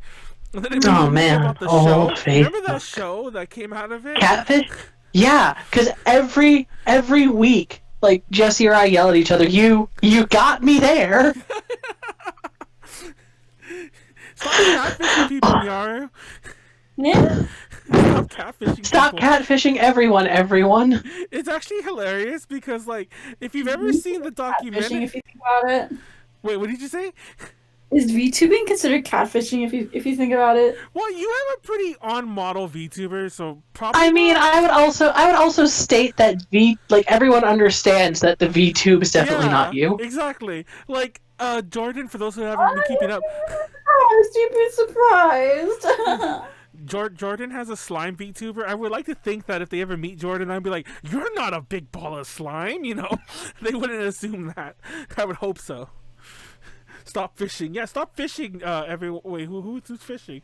Everyone stop fishing. Oh no, is it because I am a glorious octahedron? Oh no. But no, if you watch Catfish, the documentary, versus Catfish, the TV show, the documentary kind of has... The term catfish is kind of implied to be a positive thing, and like I just find it funny, like how odd, how like sort of twisted it's become. I don't think anyone's ever seen the documentary, which I googled. It came to find out that apparently they use some music in there that they didn't license, which is a very 2000s thing to do, like and because of that, they don't really bother releasing it because they know it's going to be unprofitable no matter what they do. So yeah. Apparently the dude was on Dancing with the Stars. Dancing with the Stars, is that the show? I don't know which show, but he was on a dancing show like last year, like during the COVID season or whatever. So yeah, he was on that show, the Catfish host, whose name I can't remember even though I just saw the movie. But yeah. I don't know, everyone go watch that movie. It's weird if you haven't seen it. And it's so funny because like everyone claims it's a fake documentary, which it could be, but it's just It could be, but also so. But it's just so funny, like it's just this whole thing about like people like where she has all these sock puppet accounts and like she takes the pictures from everywhere. I've mentioned this before, but I had this friend of mine who pretended to be VK. This is on MySpace though. It was even easier back then. But where she was pretending to be VK people, but she would also like steal pictures from like someone's photo bucket. Remember Photo Bucket? But she would steal God. She would steal pictures from this photo bucket she had bookmarked, like this real person's photo bucket. So she had new pictures to post onto her personal quote unquote MySpace. And she was totally catfishing everyone, in multiple ways. Before that was a term. But yeah. Anyways, LMFAO photo bucket. I remember. Stop. Yeah, stop everything. Now we're just going down memory lane. Everyone go watch that and realize how long it's been since we've done anything, and how conventions. Man, on Anime Matsuri just sent me an email that they're opening up their fucking hotel thingies. well, of course they are, which is wild because I got the same thing. yeah, I thought Ikekon was opening, whereas like Anime Frontier moved to December. I don't know if that con is ever going to get off the ground. A-Fest has already announced they're canceling this year, and I'm waiting for Anime Fest to be like, yeah, we're also canceled. The thing is, and like a friend of mine did this whole like he did a seminar thing on it. I don't know what you call that, but he did like a seminar thing on it where it's like, oh, the changing like convention world. And even though a lot of conventions might disappear, like obviously like if there's still the market for them when like the couple that survive still come back, they'll just be new conventions. It's like some of the conventions that I think are gone forever, they were new anyway. Not to say that that means that they didn't deserve to stick around, but they were new anyway. So they literally represent the model I'm describing. Like, they'll just be a new one. Yeah. Someone else who survives this with the capital to start a new one up will do it. Mm-hmm. It's just like 100% might not be around. So yeah. Yeah, like because my favorite are small ones. I am anticipating Anime Frontier to never actually get off the ground because of this. Like, even if it's got the Anime NYC backing, I just assume if it never gets off the ground, it's never going to be able to actually get off the ground. And this might be the death knell for A-Kon.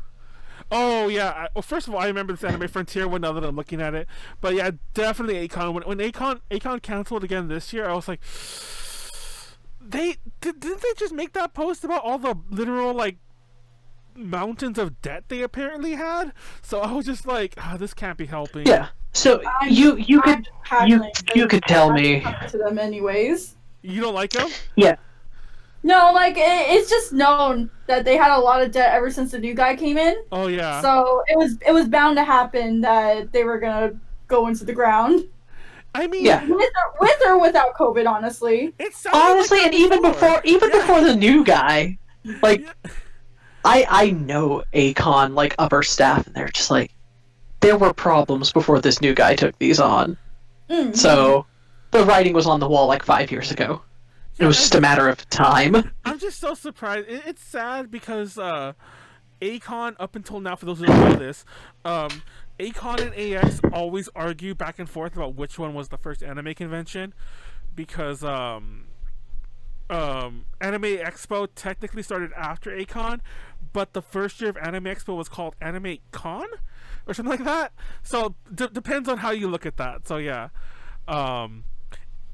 everyone's all like, "Oh, did you know A-Kon's the oldest anime convention?" So whether it is or isn't, depending on who you ask, personally, I still think it is Anime Expo. But whether it is or isn't, it is honestly beside the point at this point. I'm just like, it's so sad seeing like literally one of the oldest anime conventions that somehow survived decades to go through all this shit over the past 5+ years. It had I miss A-Kon though.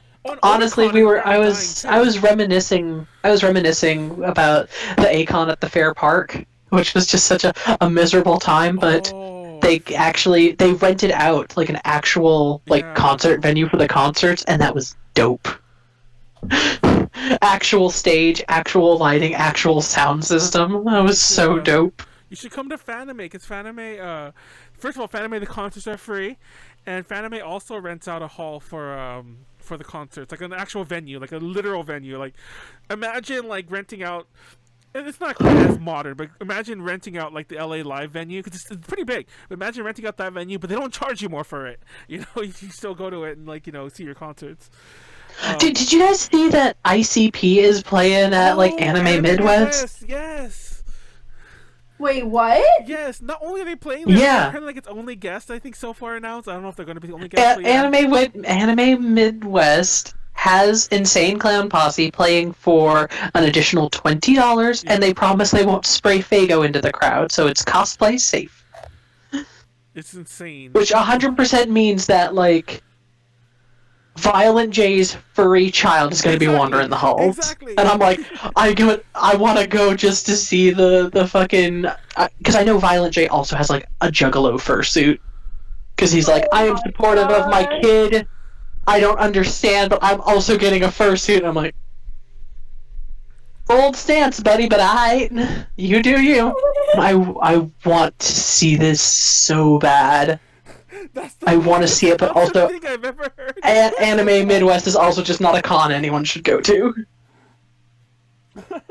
Fucking snacks. This is the most Wisconsin thing I've ever heard. But no. I actually, it's funny because I mentioned this before, but I used to be it's complicated. I'm not gonna go into too much in details, but I'm kind of a mild fan of Insane Clown Posse. My Juggalo, I don't know, but earlier on in the year, like I bought their I managed to buy like their board game, that IRL RPG thing. What the fuck is it called?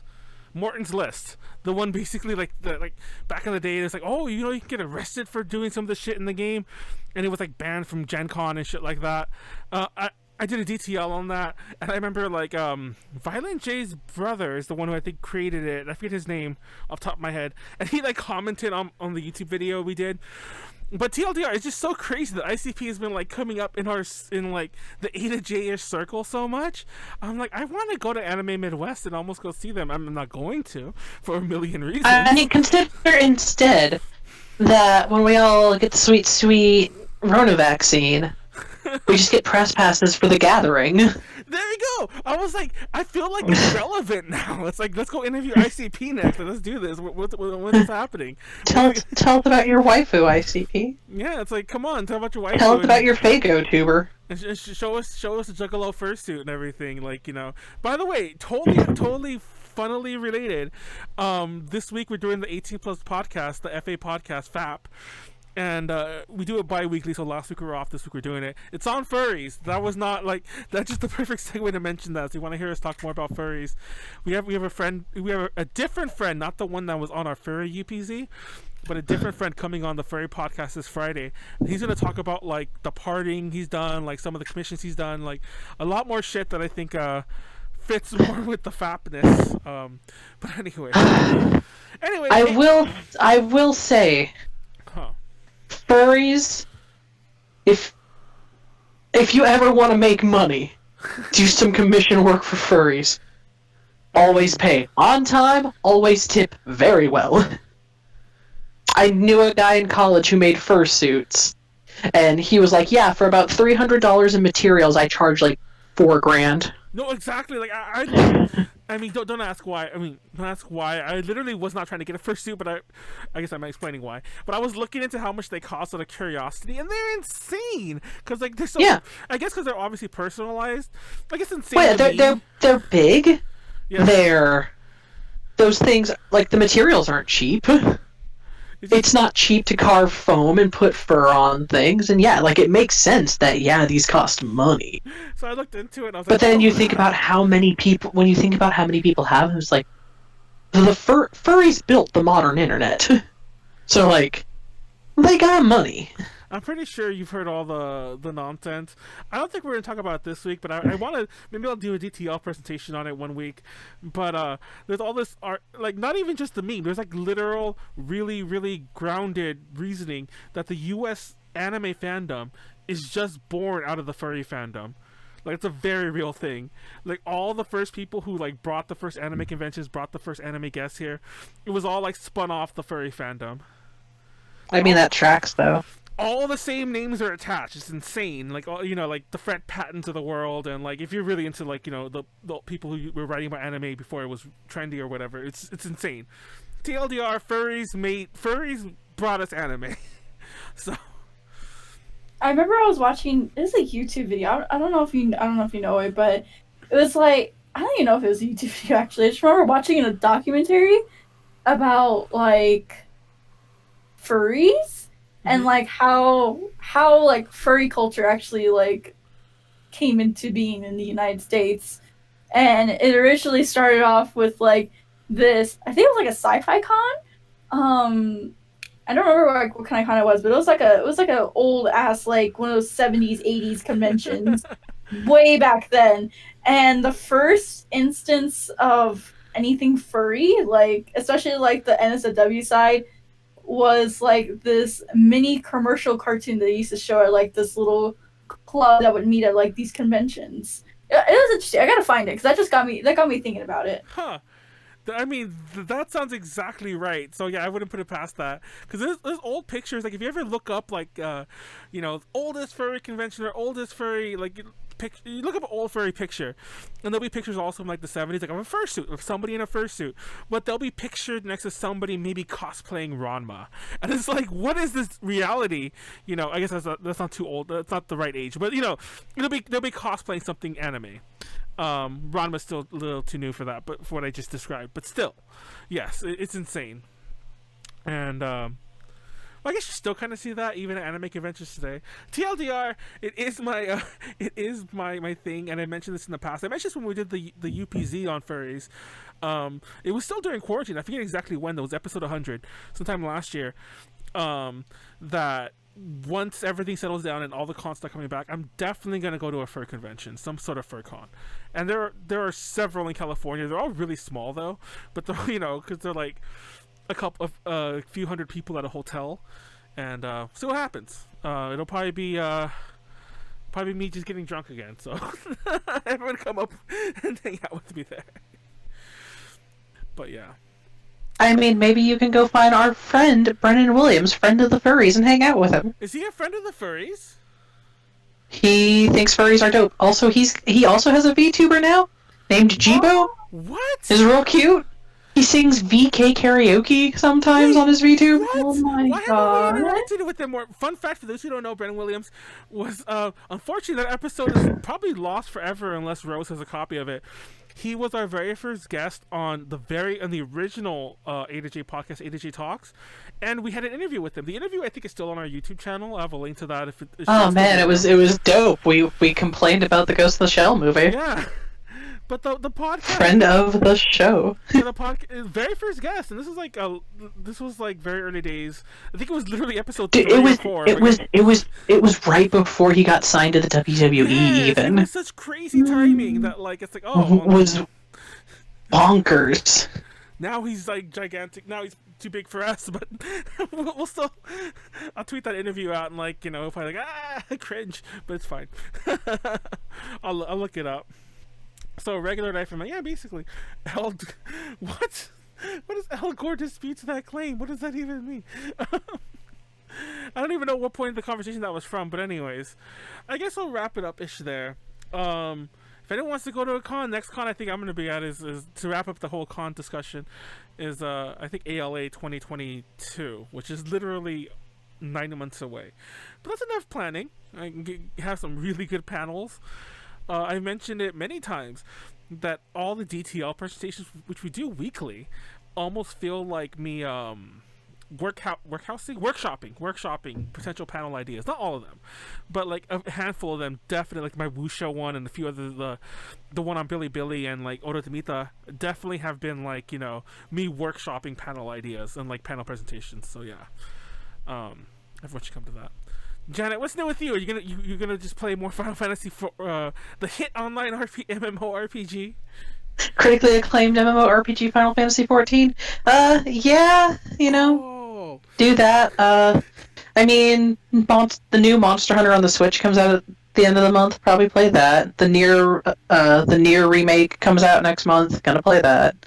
But as far as like cons go, every day it seems like one more thing's getting canceled, which, do not get me wrong, is for the best. It is a bummer, but it is for the best. That's the best con. By the way, I'm totally joking. Don't go there. Please don't go there. It's a trash con. Please don't go there for multiple reasons. Yeah, but I'm being facetious here. But I'm saying go to Anime. Apparently the hotel reservations are open, and if you're lucky, you can get the Godzilla room or some bull. I don't know what the fuck the bullshit was. I read it. What? I read it because I was confused if it was a press release or if it was them emailing me, which is a funny fact. It's a press release. I'm like, why do I keep getting these?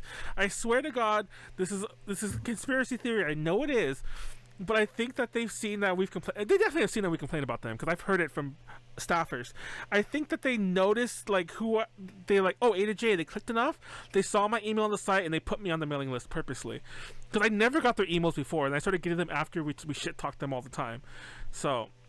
Conspiracy theory, I know, but I swear to God, somebody did that on purpose just to fuck with me. Like, I don't think they care enough to like really check on me. They just got my email, like, we can put them on the press list. But yeah, anyway, that's Manuel's conspiracy theory of the day. But it's a fun one. See, it's not like I don't think that like the coronavirus is fake. That's certainly real and still real. Remember, wear your masks, wash your hands, Yeah, exactly. Stay at home. And see, we got my got this kind of mask floating around too for what it's funny because I wear this kind of mask, but I don't think it's fashionable enough, but it's like more protection-y because it's like, you know, made better. So I'll wear that, then I'll put like a nice cloth one that's like I bought somewhere over it.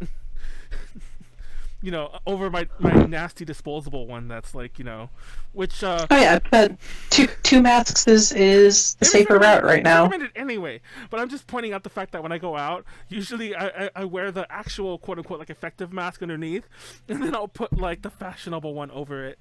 So I still, you know, accessorize in my cold dark fear of catching a deadly pandemic virus.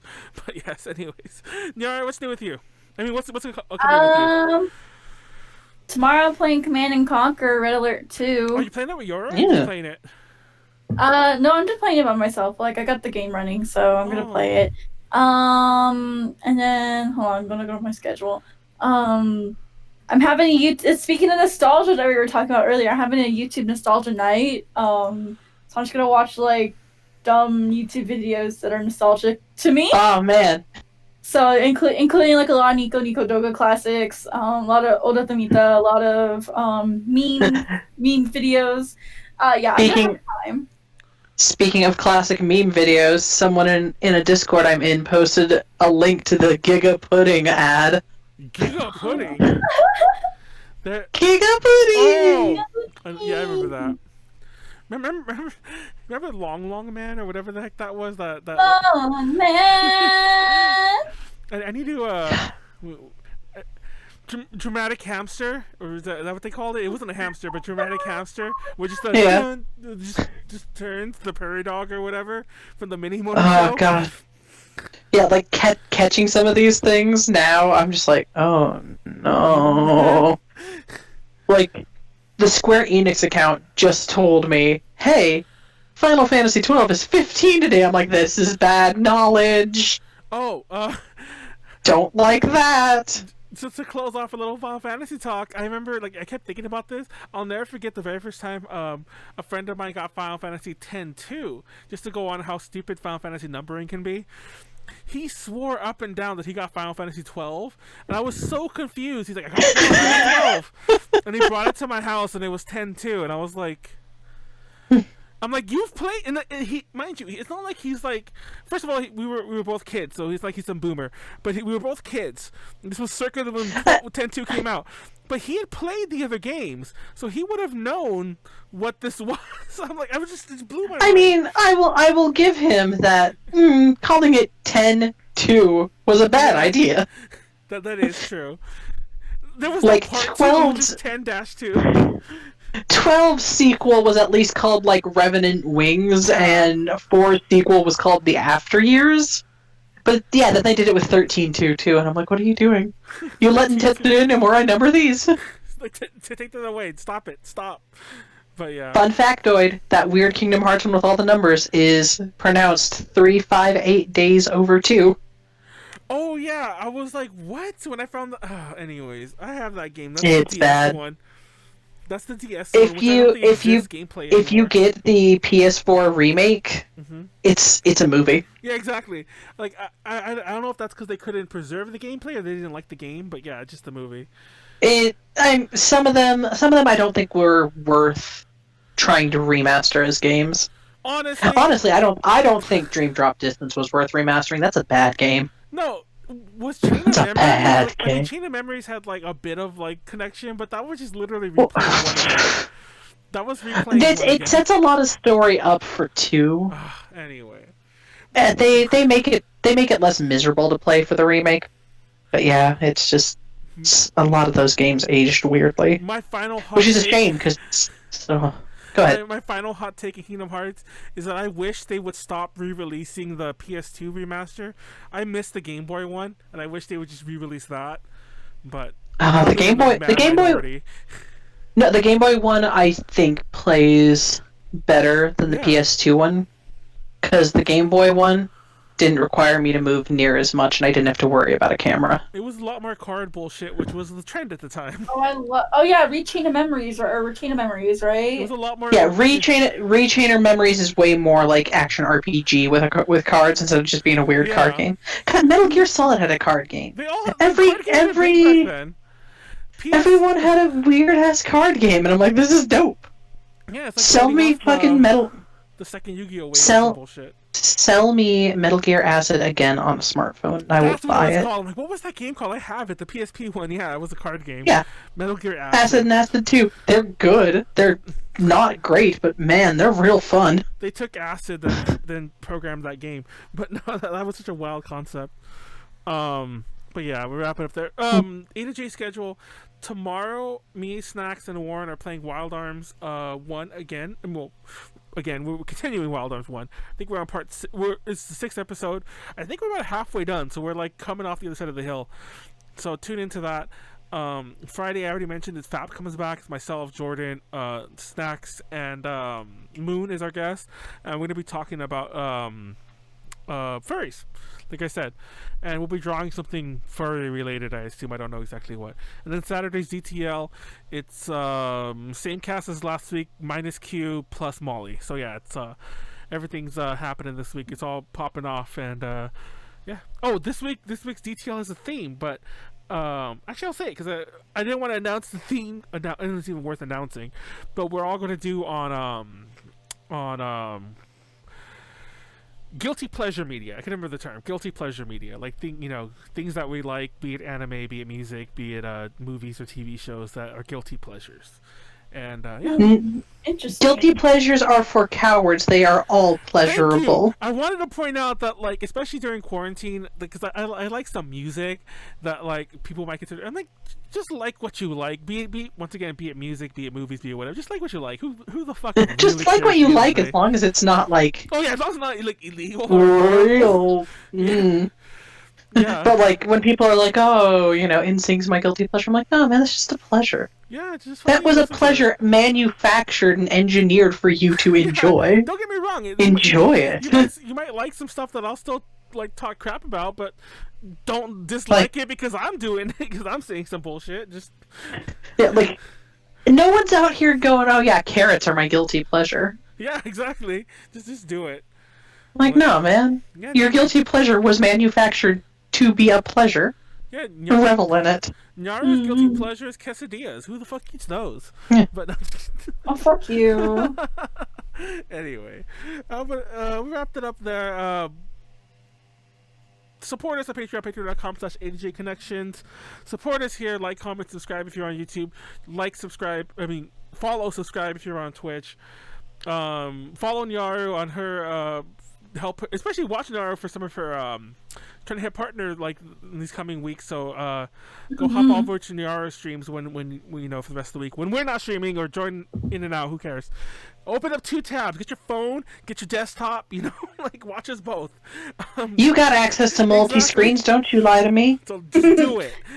Anyway. I have 3 multi-screens. I even have some of my friends on right this second, so I can support them. See, there you go. So do that. Do what you can. And that's pretty much it. Support us. If you can't do any of that, just keep watching. That's the easiest way to support us. And so hopefully we all get back to going to our pizza buffets very soon. Take care. Stay safe. But until then, wear your masks. Wash your hands. Wash your hands. Stay safe. Peace out. Good night, everyone. Good night. Bye. And we're done. Okay.